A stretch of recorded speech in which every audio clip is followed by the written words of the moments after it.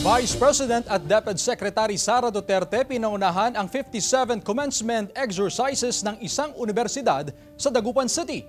Tunghayan sa ulat ni Claire Lacanilaw. Pinangunahan ni Vice President at Education Secretary Sara Duterte ang 57th commencement exercises ng isang universidad sa Dagupan City. Personal na pinasalamatan ng Vice Presidente ang mga taong naging bahagi sa pagtatapos ng mga estudyante. Sa mensahe ni VP Sara, nagbahagi siya ng iba't ibang aral sa buhay at karanasan para sa mga nagsipagtapos. Have the courage to pursue your dreams. Even if they seem hard, unconventional, or impossible. And I would still say, while you are young, always reach for the brightest star and never give up.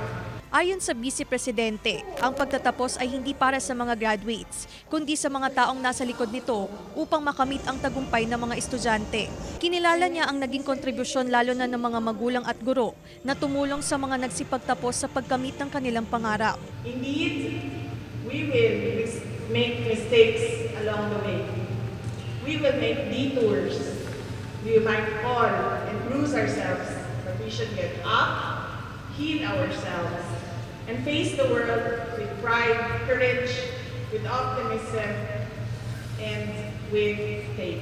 Inspirasyon naman umano para sa mga nagsipagtapos, maging sa mga magulang ang naging mensahe ng pangalawang Pangulo. Ipagpatuloy pa rin yung journey niya, kahit tapos na siya, magpursige pa rin siya sa kanyang next na journey. Sobrang saya po kasi napagtapos na po kami. Kasama si Jing Dakanay, Claire Lacanilaw, 1 North Central Luzon.